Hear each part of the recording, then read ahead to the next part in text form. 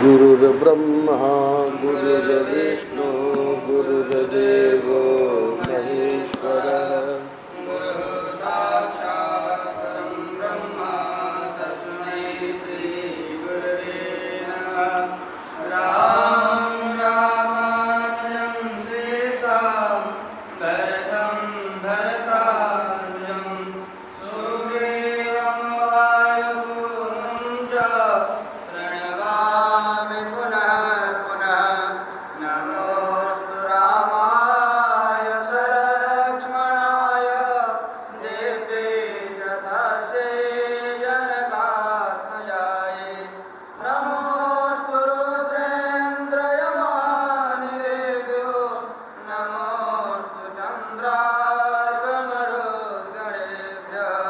नारायण नारायण नारायण नारायण। श्रीमद् वाल्मीकि रामायण का उत्तरकांड प्रसंग ये चल रहा है।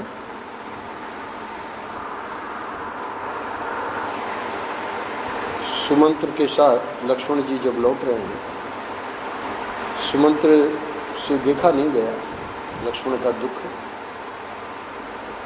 और लक्ष्मण जी ने जो भी बातें कही तो सुमंत्र ने सांत्वना देते हुए कहा कि आपके पिता जब थे तो उसी समय दुर्वासा ऋषियों के बीच में दशरथ जी के पूछने पर कि मेरी आयु, मेरे पुत्र की आयु आदि पुत्रों की आयु कितनी होगी, और भी जो प्रश्न पूछे, तो उसके उत्तर में उन्होंने एक कथा बताते हुए और फिर इस प्रश्न का उत्तर दिया, दशरथ जी के प्रश्नों का उत्तर दिया। कथा ये बताई कि देवासुर संग्राम में दैत्य जब हारने लगे तो उन्होंने भृगु पत्नी के यहाँ शरण ली, और भृगु पत्नी ने उन दैत्यों को शरण दे दी। क्योंकि भगवान विष्णु देवताओं की ओर थे तो उनको कुछ अच्छा नहीं लगा और उन्होंने चक्र द्वारा भृगु पत्नी का लीला पूरी कर दी। भृगु जी को बड़ा क्रोध आया, और क्रोध में ही उन्होंने ये शाप दिया कि आपको मनुष्य जन्म लेना पड़ेगा, और साथ ही पत्नी का वियोग भी आपको बहुत काल तक रहेगा। तो अब ये शाप तो दे दिया, पर उसके बाद बहुत पश्चाताप हुआ और उन्होंने आराधना करके प्रसन्न कर लिया विष्णु भगवान को। विष्णु भगवान ने कहा ठीक है, मैं आपके शाप को ग्रहण करूंगा। तो इस प्रकार ये जब कथा सुनाई गई, लक्ष्मण जी का जो संताप था वो कम हुआ। अब जब वहाँ पहुँचे हैं तो देख रहे हैं कि भगवान राम जो हैं बहुत ही दुखी हैं। तो अब लक्ष्मण क्या कहते हैं, सर्वे क्षयांता निचयाः पतनानांता समुच्छ्रयाः संयोगा विप्रयोगांता मरणांतम च जीवितम। ये 52वें अध्याय का 11वां श्लोक है। संसार में जितने संचय हैं उन सब का अंत विनाश है, उत्थान का अंत पतन है। इस समय हम लोग देख रहे हैं जितना उत्थान हुआ पूरे विश्व में, वही अर्थव्यवस्था पतन की ओर प्राप्त हो। संयोग का अंत वियोग है और जीवन का अंत मरण है। तस्मात् पुत्रेषु दारेषु मित्रेषु च धनेषु च नाति प्रसंग कर्तव्यो विप्रयोगो ही तैहि ध्रुवम। अतः स्त्री, पुत्र, मित्र और धन में विशेष आसक्ति नहीं करनी चाहिए। एक होती है सामान्य आसक्ति, एक होती है विशेष आसक्ति। विशेष आसक्ति वाले को ज़्यादा दुखी होना पड़ता है। इसलिए कहते हैं कि विशेष आसक्ति नहीं करनी चाहिए, न अति प्रसंग है कर्तव्य, क्योंकि उनसे वियोग होना निश्चित है। अब छोटा अध्याय है ये 52वां। हे ककुस्थ कुलभूषण, लक्ष्मण जी श्री राम के लिए संबोधन करते हैं, आप आत्मा से आत्मा को, मन से मन को तथा संपूर्ण लोकों को भी संयत रखने में समर्थ हैं। फिर अपने शोक को काबू में रखना आपके लिए कौन बड़ी बात है। आप जैसे श्रेष्ठ पुरुष इस तरह के प्रसंग आने पर मोहित नहीं होते। हे रघुनंदन, यदि आप दुखी रहेंगे तो वह अपवाद आपके ऊपर फिर आ जाएगा। यहाँ कहना क्या चाह रहे हैं, एक तो लोकापवाद हुआ कि रावण के घर में रही हुई सीता को इन्होंने अपने पास रख लिया। अब इस प्रकार आप जब दुखी दिखाई देंगे जनता को, तो एक अपवाद और आपके सिर पर आ जाएगा। वो क्या है, हे नरेश्वर, जिस अपवाद के भय से आपने मिथिलेश कुमारी का त्याग किया है, निसंदेह वह अपवाद इस नगर में फिर होने लगेगा। लोग कहेंगे कि दूसरे के घर में रही हुई स्त्री का त्याग करके ये रात दिन उसी की चिंता से दुखी रहते हैं। अतः हे पुरुष सिंह, आप धैर्य से चित्त को एकाग्र करके इस दुर्बल शोक बुद्धि का त्याग करें, संतप्त न होंगे। महात्मा लक्ष्मण के इस प्रकार कहने पर मित्र वत्सल श्री रघुनाथ जी ने बड़ी प्रसन्नता के साथ उन सुमित्रा कुमार से कहा, हे नरश्रेष्ठ वीर लक्ष्मण, तुम जैसा कहते हो ठीक ऐसी ही बात है। तुमने मेरे आदेश का पालन किया, इससे मुझे बड़ा संतोष है।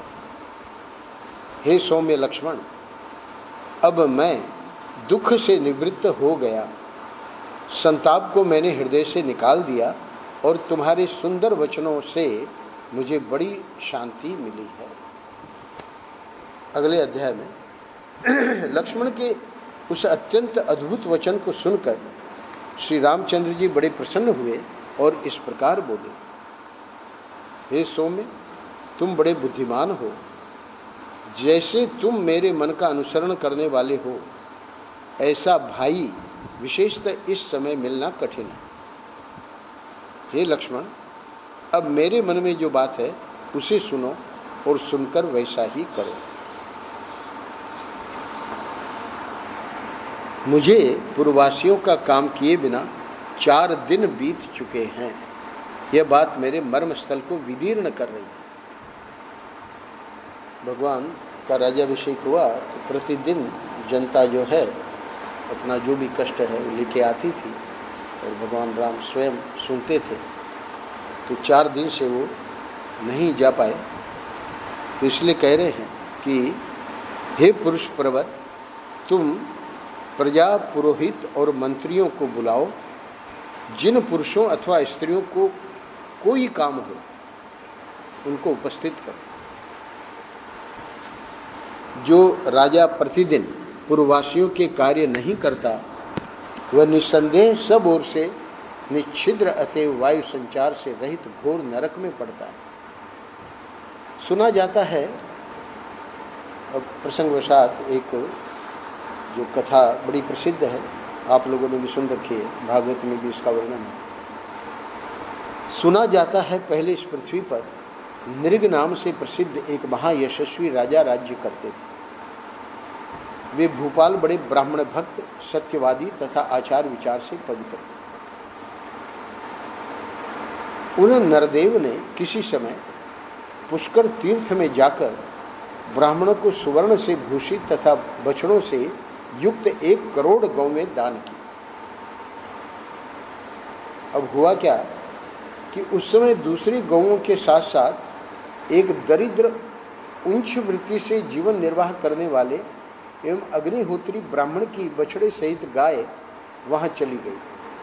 अब 1 करोड़ गायें दे रहे हैं तो एक गाय उसमें सम्मिलित हो गई, पर वो तो थी गरीब ब्राह्मण की, और राजा ने संकल्प करके उसे किसी ब्राह्मण को दे दिया। और राजा को तो नहीं पता था कि ये हमारी गाय नहीं है, तो जैसे गायें दे रहे थे वो उसको भी दे दिया। वह बेचारा ब्राह्मण भूख से पीड़ित हो उस खोई हुई गाय को बहुत वर्षों तक सारे राज्यों में जहाँ तहाँ ढूंढता फिरा, परंतु वह उसे नहीं दिखाई दी। अंत में एक दिन कनखल पहुंचकर, देखिए पुष्कर में ये घटना हुई है और कनखल में ये गाय मिली है। अंत में एक दिन कनखल पहुंचकर उसने अपनी गाय एक ब्राह्मण के घर में देखी। वह निरोग और हृष्ट पुष्ट थी, किंतु उसका बछड़ा बहुत बड़ा हो गया था। ब्राह्मण ने अपने रखे हुए शबला नाम से उसको पुकारा, हे शबले आओ आओ। गौ ने उस स्वर को सुना। भूख से पीड़ित हुए उस ब्राह्मण के उस परिचित स्वर को पहचानकर वह गौ आगे आगे जाते हुए उस अग्नितुल्य तेजस्वी ब्राह्मण के पीछे हो ली। जो ब्राह्मण उन दिनों उसका पालन करता था वह भी तुरंत उस गाय का पीछा करता हुआ गया और जाकर उन ब्रह्मर्षि से बोला, हे ब्राह्मण, यह गौ मेरी है, मुझे राजाओं में श्रेष्ठ नृग ने इसे दान में दिया है। यानी आपके ये पुकारने से आपके पीछे पीछे चल दी है, तो इसका अर्थ ये नहीं है कि ये आपकी है, ये गाय मेरी है। फिर तो उन दोनों विद्वान ब्राह्मणों में उस गौ को लेकर महान विवाद खड़ा हो गया। वे दोनों परस्पर लड़ते झगड़ते हुए उन दानी नरेश नृग के पास गए। वहां राजभवन के दरवाजे पर जाकर वे कई दिनों तक टिके रहे, परंतु उन्हें राजा का न्याय नहीं प्राप्त हुआ। वे उनसे मिले ही नहीं। इससे उन दोनों को बड़ा क्रोध हुआ। दोनों प्रकार की कथा है। इस कथा में क्योंकि भगवान राम कह रहे 4 दिन बीत गए हैं, मैं नहीं जा पाया, उस दृष्टि से, और वैसे है कि मिले और मिलके निर्णय जल्दी नहीं कर पाए, तो इसलिए उनको गिरगिट बनना पड़ा। वे दोनों श्रेष्ठ महात्मा ब्राह्मण अत्यंत संतप्त और कुपित हो राजा को शाप देते हुए ये घोर वाक्य बोले, हे राजन, अपने विवाद का निर्णय कराने की इच्छा से आए हुए प्रार्थी पुरुषों के कार्य की सिद्धि के लिए तुम उन्हें दर्शन नहीं देते हो, इसलिए तुम सब प्राणियों से छिपकर रहने वाले गिरगिट हो जाओगे और सहस्रों वर्षों के दीर्घ काल तक गड्ढे में गिरगिट होकर ही पड़े रहोगे। हम लोग कभी कभी देखते हैं अपने बगीचे में गिरगिट को, पर ये प्राय छिपा रहता है। जब यदुकुल की कीर्ति बढ़ाने वाले वासुदेव नाम से विख्यात भगवान विष्णु पुरुष रूप से इस जगत में अवतार लेंगे, उस समय वे ही तुम्हें इस शाप से छुड़ाएंगे। इसलिए इस समय तो तुम गिरगिट हो ही जाओगे, फिर श्री कृष्णावतार के समय में ही तुम्हारा उद्धार होगा। कलयुग उपस्थित होने से कुछ ही पहले महापराक्रमी नर और नारायण दोनों इस पृथ्वी का भार उतारने के लिए अवतीर्ण होंगे। तो इस प्रकार शाप दिया और देकर वे दोनों ब्राह्मण शांत हो गए। उन्होंने वह बूढ़ी और दुबली गाय किसी तीसरे ब्राह्मण को दे दी, क्योंकि निर्णय तो हुआ नहीं किसकी है। राजा निर्णय करते और राजा भी निर्णय बेचारे क्या करते। इस प्रकार राजा नृग उस अत्यंत दारुण शाप का उपभोग कर रहे हैं। अतः कार्यार्थी पुरुषों का विवाद यदि निर्णीत न हो, भगवान राम कह रहे हैं कि इस समय भी वो जो है गिरगिट के योनि में हैं और उसका शाप का उपभोग कर रहे हैं। तो इस कथा के द्वारा लक्ष्मण को बताया कि कार्यार्थी पुरुषों का विवाद यदि निर्णीत न हो तो वह राजाओं के लिए महान दोष की प्राप्ति कराने वाला होता है। अतः कार्यार्थी मनुष्य शीघ्र मेरे सामने उपस्थित हों। प्रजा पालन रूप पुण्य कर्म का फल क्या राजा को नहीं मिलता है? अवश्य प्राप्त होता है। अतः सुमित्रा नंदन, तुम जाओ, राजद्वार पर प्रतीक्षा करो कि कौन कार्यार्थी पुरुष आ रहा है। श्री राम का यह भाषण सुनकर परमार्थ वेदता लक्ष्मण दोनों हाथ जोड़कर उद्दीप्त तेज वाले श्री रघुनाथ जी से बोले। अगले अध्याय में, हे ककुस्थ कुलभूषण, यानी यहाँ बीच में नहीं दिया है कि कोई थे कि नहीं थे, इसका अर्थ है कि वो कार्य हो गया है संपन्न, उसके बाद आगे की कथा है। लक्ष्मण जी कहते हैं श्री राम को, हे ककुस्थ कुलभूषण, उन दोनों ब्राह्मणों ने थोड़े से ही अपराध पर राजर्षि नृप को द्वितीय यमदंड के समान ऐसा महान शाप दे दिया। अपने को शाप रूपी पाप से संयुक्त हुआ सुनकर राजा नृग ने उन क्रोधी ब्राह्मणों से क्या कहा। अब रघुनाथ जी बताते हैं, हे सौम्य, पूर्व काल में शापग्रस्त होकर राजा नृग ने जो कुछ कहा उसे बताता हूं।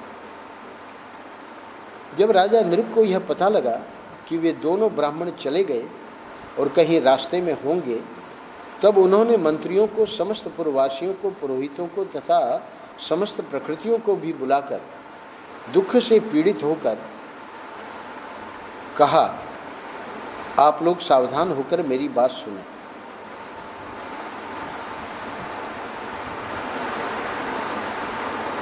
एक घटना बता रहे हैं। राजा नृग अपने सभी मंत्रियों आदि को नारद और पर्वत, ये नारद पर्वत के मामा थे, मामा भांजे नारद और पर्वत नाम है व्यक्ति का, ये दोनों कल्याणकारी और अनिंद्य देवर्षि मेरे पास आए थे। वे दोनों ब्राह्मणों के दिए हुए शाप की बात बताकर मुझे महान भय दे वायु के समान तीव्र गति से ब्रह्मलोक को चले गए। तो ये शाप तो अब हुआ जब ये अटेंड नहीं कर पाए, काफ़ी दिनों तक इंतजार करते रहे दोनों ब्राह्मण। तो इसके पूर्व ही ये कह रहे हैं राजा नृग अपनी सभा को कि ये नारद और पर्वत जब आए थे तो उन्होंने ये बात बता दी थी। ये जो वसु नामक राजकुमार हैं, इन्हें इस राज्य पर अभिषिक्त कर दिया जाए। अब इनको तो गिरगिट बनना है, तो वसु जो उनके पुत्र हैं उनके लिए कह दिया, और कारीगर मेरे लिए एक ऐसा गड्ढा तैयार करें जिसका स्पर्श सुखद होवे। ब्राह्मण के मुख से निकले हुए उस शाप को वहीं रहकर मैं बिताऊंगा। तो एक गड्ढा तो ऐसा होना चाहिए जो वर्षा के कष्ट का निवारण करने वाला हो, दूसरा सर्दी से बचाने वाला हो, और शिल्पी लोग तीसरा एक ऐसा गड्ढा तैयार करें जो गर्मी का निवारण करे और जिसका स्पर्श सुखदायक हो। क्योंकि अब भगवान अवतार लेंगे, कृष्णा अवतार द्वापर में, तब तक ये गिरगिट योनि में रहना है। तो राजा नृग जो है वो ये बात कह के और भी थोड़ी व्यवस्था मेरे लिए आप कर दें। जो फल देने वाले वृक्ष हैं और फूल देने वाली लताएं हैं उन्हें उन गड्ढों में लगाया जाए। घनी छाया वाले अनेक प्रकार के वृक्षों का वहाँ आरोपण किया जाए। उन गड्ढों के चारों ओर 6-6 कोस की भूमि घेर कर, 6 कोस यानी 12 मील, करीब करीब 15 किलोमीटर समझिए, यानी मथुरा से लेकर वृंदावन तक इतनी भूमि घेर कर खूब रमणीय बना दी जाए। जब तक शाप का समय बीतेगा तब तक मैं वहीं सुखपूर्वक रहूँगा। उन गड्ढों में प्रतिदिन सुगंधित पुष्प संचित किए जाएं। ऐसी व्यवस्था करके राजकुमार वसु को राज सिंहासन पर बिठाकर राजा ने उस समय उनसे कहा, हे बेटा, तुम प्रतिदिन धर्मपरायण रहकर क्षत्रिय धर्म के अनुसार प्रजा का पालन करो। दोनों ब्राह्मणों ने मुझ पर जिस प्रकार शाप द्वारा प्रहार किया है वह तुम्हारी आंखों के सामने है। हे नरश्रेष्ठ, वैसे थोड़े से अपराध पर भी रुष्ट होकर उन्होंने मुझे शाप दे दिया। अब ये तो समझ रहा है कि ये कोई बड़ा अपराध नहीं है। तो भगवान राम कह रहे हैं कि राजा होकर और प्रजा की उपेक्षा करना, तो इसलिए 4 दिन बीत गए हैं। तो खैर वो कार्य तो उन्होंने कर लिया। अब ये इन दोनों के बीच में, दोनों भाइयों के बीच में ये कथा प्रसंग चल रहे हैं। हे पुरुष प्रवर, तुम मेरे लिए संताप न करो। किसको कह रहे हैं? वसु को। कौन कह रहे हैं? हमारे राजा अंदरिक। हे बेटा, जिसने मुझे व्यसनी बनाया, संकट में डाला है, अपना किया हुआ वह प्राचीन कर्म ही अनुकूल प्रतिकूल फल देने में समर्थ होता है। प्राप्तव्यानि एव प्राप्नोति, गंतव्यानि एव गच्छति, लब्धव्यानि एव लभते, दुखानि च सुखानि च, पूर्वे जात्यंतरे वत्स माँ विषादम कुरुष्व है। बेटी को कह रहे हैं, शिक्षा दे रहे हैं, हे वत्स, पूर्व जन्म में किए गए कर्म के अनुसार मनुष्य उन्हीं वस्तुओं को पाता है। अब गिरगिट योनि में है, तो गिरगिट योनि से जब भगवान कृष्ण और उनके जो बालक हैं वो देखेंगे कि तो बिल्कुल देवता बन गए भगवान की स्पर्श करते, क्योंकि उस गिरगिट को देखकर ही बच्चे को बड़ी उत्सुकता हुई जानने की। तो अपने पिताजी को बुलाया, कृष्ण को, और कृष्ण के द्वारा उद्धार होना ही था।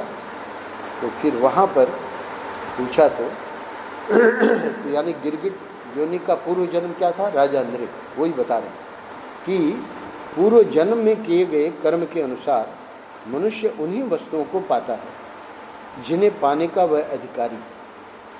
हम लोग अभी इस योनि में हैं, तो पूर्व जन्म में कोई अच्छे कर्म किए हैं, क्योंकि इस जन्म में तो बहुत से मनुष्य हैं, और मनुष्यों में भी वृंदावन धाम में भी यहाँ ठाकुर जी का सानिध्य है ना, ये सत्संग और ये सब होना तो जरूर पूर्व जन्म के हमारे पुण्य कर्म हैं। तो इसलिए बता रहे हैं कि पूर्व जन्म के किए गए कर्म के अनुसार मनुष्य उन्हीं वस्तुओं को पाता है जिन्हें पाने का वह अधिकारी है। प्राप्तव्यानि एव प्राप्नोति और गंतव्यानि एव गच्छति। उन्हीं स्थानों पर जाता है जहाँ जाना उसके लिए अनिवार्य है। आप लोग कल्पना करें, हमारे बैठे हैं शर्मा जी, माता जी, उन्होंने कभी कल्पना ही नहीं की होगी इस प्रकार वृंदावन धाम उनको मिलेगा। क्या कह रहे हैं? शास्त्र कह रहे हैं उन्हीं स्थानों पर जाता है जहाँ जाना उसके लिए अनिवार्य है। इन्हीं की बात क्या है, हम लोगों की भी है ना। तथा उन्हीं दुखों और सुखों को उपलब्ध करता है। लब्धव्यानि एव लभते, दुखानि च सुखानि च, जो उसके लिए नियत है। पूर्वे जात्यंतरे वश्य माँ विषादम कुरुष्व है, अतः तुम विषाद न करो। यानी मेरे पिता को अब गिरगिट योनि प्राप्त होने जा रही है, इसका विषाद बिल्कुल न करो, क्योंकि ये ध्रुव सत्य है। ये जो राजा अंदरिक ने बताया, अब ये अध्याय का विश्राम प्राप्त हो रहा है। अध्याय को 54वां अध्याय। हे नरश्रेष्ठ, अपने पुत्र से ऐसा कहकर महायशस्वी नरपाल राजा, नरश्रेष्ठ लक्ष्मण को संबोधन कर रहे हैं भगवान राम।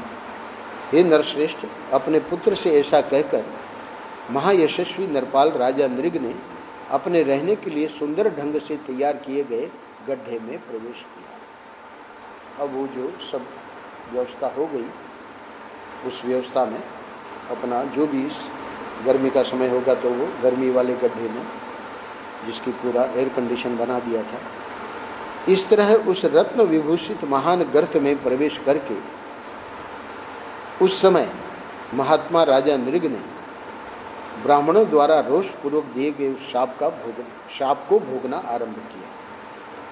अगले अध्याय में, हे लक्ष्मण, इस तरह मैंने तुम्हें राजा अंदरिक के शाप का प्रसंग विस्तार पूर्वक बताया है। यदि सुनने की इच्छा हो तो दूसरी कथा भी सुनो। इसका अर्थ है कि जो बीच में वो जो कार्य था कि 4 दिनों से अटेंड नहीं किया है, वो कार्य हो चुका है।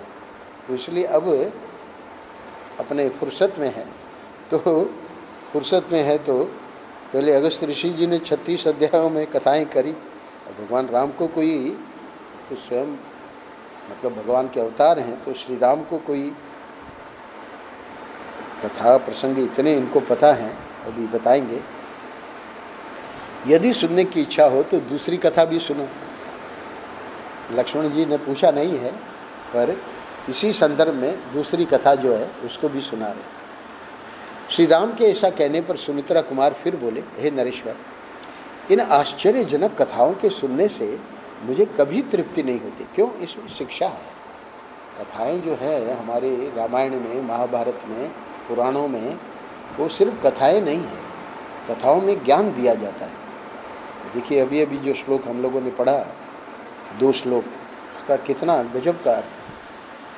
तो इसलिए वो कहते हैं लक्ष्मण कि मुझे तृप्ति नहीं होती है। लक्ष्मण के इस प्रकार कहने पर इक्ष्वाकु कुल नंदन श्री राम ने पुनः उत्तम धर्म से युक्त कथा कहनी आरंभ की। हे सुमित्रा नंदन, महात्मा इक्ष्वाकु पुत्रों में नीमि नामक एक राजा हो गए। अब ये भी कथाएं भागवत में आई है, और महाभारत के तो बारे में कहा है कि कोई भी ऐसा प्रसंग नहीं है जो कि महाभारत में नहीं है। अगर कोई प्रसंग ऐसा मिले कि जो महाभारत में नहीं है तो ये संभव ही नहीं।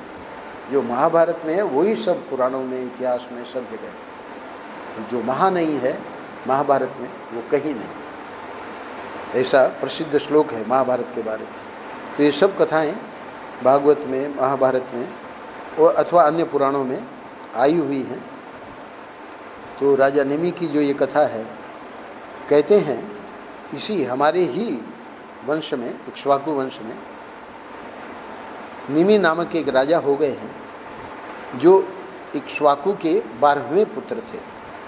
वे पराक्रम और धर्म में पूर्णतः स्थिर रहने वाले थे। प्राय इक्ष्वाकु वंश के राजा पराक्रम में भी और धर्म में भी, दोनों। क्योंकि पराक्रम तो रावण भी पराक्रमी था पर अधर्मी था। उन पराक्रम संपन्न नरेश ने उन दिनों गौतम आश्रम के निकट देवपुरी के समान एक नगर बसाया। तो गौतम आश्रम वही है अहिल्या वाला, और उसी आश्रम के निकट इन्होंने देवपुरी नगर, देवपुरी के समान, देवपुरी का मतलब ये जो अमरावती है, अलकापुरी इन्होंने कुबेर ने वहाँ कैलाश में बनाई, और ये जो अमरावतीपुरी है इंद्र की, इसको देवपुरी भी कहते हैं, इंद्र की पुरी है। तो ये जो नगर था जो इन्होंने निमि ने बसाया वो देवपुरी के जैसा था। महायशस्वी राजर्षि निमि ने जिस नगर में अपना निवास स्थान बनाया उसका सुंदर नाम रखा गया वैजयंत। इसी नाम से उस नगर की प्रसिद्धि हुई। देवराज इंद्र के प्रासाद का नाम वैजयंत है। उनकी पुरी का नाम तो है अमरावतीपुरी, पर उनका जो भवन है उसका नाम है वैजयंत। तो इन्होंने अपने नगर का नाम रखा वैजयंत। अच्छा, उसी की समता से निमि के नगर का भी यही नाम रखा गया था। उस महान नगर को बसाकर राजा के मन में यह विचार उत्पन्न हुआ कि मैं पिता के हृदय को आह्लाद प्रदान करने के लिए एक ऐसे यज्ञ का अनुष्ठान करूं जो दीर्घ काल तक चालू रहने वाला हो। अब ये जो यज्ञ का संकल्प ले रहे हैं, अभी तो उनके हृदय में ये योजना बनी है, इसी में गड़बड़ होगी। क्या हुआ? तदनंतर इक्ष्वाकु नंदन राजर्षि निमि ने अपने पिता मनुपुत्र इक्ष्वाकु से पूछकर अपना यज्ञ कराने के लिए सबसे पहले ब्रह्मर्षि शिरोमणि वशिष्ठ जी का वर्ण किया। उसके बाद अत्रि अंगिरा तथा तपोनिधि भृगु को भी आमंत्रित किया। पहले पिताजी से अनुमति ले ली और अब वशिष्ठ जी की बड़ी लंबी आयु है, तो उन्हीं को आचार्य के रूप में वर्ण किया। अच्छा, हुआ क्या? उस समय ब्रह्मर्षि वशिष्ठ ने राजर्षियों में श्रेष्ठ निमि से कहा कि हे देवराज, क्या कहते हैं? ये कहा कि हे राजन, देवराज इंद्र ने एक यज्ञ के लिए पहले से ही मेरा वर्ण कर लिया, अतः वह यज्ञ जब तक समाप्त न हो जाए तब तक तुम मेरे आगमन की प्रतीक्षा करो। अब वशिष्ठ जी ही मुख्य आचार्य थे इक्ष्वाकु वंश के, तो ठीक है, मैं वो काम निपटा के आ जाऊंगा, तब तक तुम प्रतीक्षा करो। वशिष्ठ जी के चले जाने के बाद महान ब्राह्मण महर्षि गौतम ने आकर उनके काम को पूरा कर दिया। अच्छा हुआ क्या कि ये धैर्य नहीं रख पाए। होना तो ये चाहिए था कि गौतम ने क्या अपनी ओर से तो नहीं आए, ये खुद ही गए होंगे, क्योंकि यहाँ बता रहे हैं कि अत्रि, अंगिरा, भृगु इन सबको आमंत्रित किया, पर आचार्य के रूप में उस समय गौतम जी की बड़ी प्रसिद्धि थी, तो इनको लगा कि पता नहीं कब आएंगे, तो गौतम जी का वर्ण करके और वो काम निपटा दिया। अच्छा, उधर महातेजस्वी वशिष्ठ भी इंद्र का यज्ञ पूरा कराने लगे। नरेश्वर राजा निमि ने उन ब्राह्मणों को बुलाकर हिमालय के पास अपने नगर के निकट ही यज्ञ आरंभ कर दिया। राजा निमि ने 5000 वर्षों तक के लिए यज्ञ की दीक्षा ली। अच्छा, उधर इंद्र यज्ञ की समाप्ति होने पर अनिंद्य भगवान वशिष्ठ ऋषि राजा निमि के पास होत्री कर्म करने के लिए आए। यानी ये तो इक्ष्वाकु वंश के राजा पुरोहित थे ना, आचार्य थे, तो उनको ये नहीं पता था कि इन्होंने गौतम के आचार्यत्व में वो यज्ञ जिसके लिए मैंने कहा था कि प्रतीक्षा करना, ये तो होत्री कर्म करने आए थे।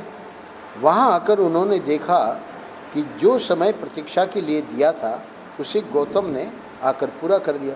यानी पहले जो आचार्य थे वो राजा का होत्री कर्म स्वयं करते थे, तो इसलिए जब आ गए तो चलो राजा का होत्री कर्म हम कर लेते हैं। पर इधर देखा कि उन्होंने प्रतीक्षा नहीं की है और गौतम ने आकर पूरा भी कर दिया, ये भी उनको पता लग गया। यह देख ब्रह्म कुमार वशिष्ठ महान क्रोध से भर गए और राजा से मिलने के लिए 2 घड़ी वहाँ बैठे रहे। परंतु उस दिन राजर्षि निमि अत्यंत निद्रा के वशीभूत हो सो गए थे। देखिए, कोई घटना घटने वाली होती है तो इसी प्रकार होता है। अब ये आए हैं, प्रतीक्षा कर रहे हैं, है ना, शायद उतना क्रोध नहीं भी आता, पर निमि आए ही नहीं, ये होत्री कर्म करने आए। और उनको पता लगा वो बात अलग है, उससे क्रोध आया है वो बात भी अलग है, पर ये निद्रा के वशीभूत होकर सो गए, राजा मिले नहीं। इस कारण महात्मा वशिष्ठ मुनि को और ज़्यादा क्रोध आया। वे राजर्षि को लक्ष्य करके बोलने लगे, हे भूपाल निमि, तुमने मेरी अवहेलना करके दूसरे पुरोहित का वर्ण कर लिया है, इसलिए तुम्हारा यह शरीर अचेतन होकर गिर जाएगा। अब इधर राजा की नींद खुली तो वे उनके दिए हुए शाप की बात सुनकर, क्योंकि वहाँ जो भी लोग थे उन्होंने बताया कि वशिष्ठ जी आए थे और आप तो निद्रा में थे, तो हम लोगों ने उठाना उचित नहीं समझा, वो शाप दे के चले गए। तो क्या शाप दिया वो निमि को पता लगा, तो शाप की बात सुनकर क्रोध से मूर्छित हो गए और ब्रह्म योनि वशिष्ठ से बोले, मुझे आपके आगमन की बात मालूम नहीं थी, इसलिए सो रहा था। अब मिलना हुआ होगा तो संभवतः उसी दिन, परंतु आपने क्रोध से कलुषित होकर मेरे ऊपर दूसरे यमदंड की भांति शापाग्नि का प्रहार किया है, यानी आपने उचित नहीं किया। क्यों?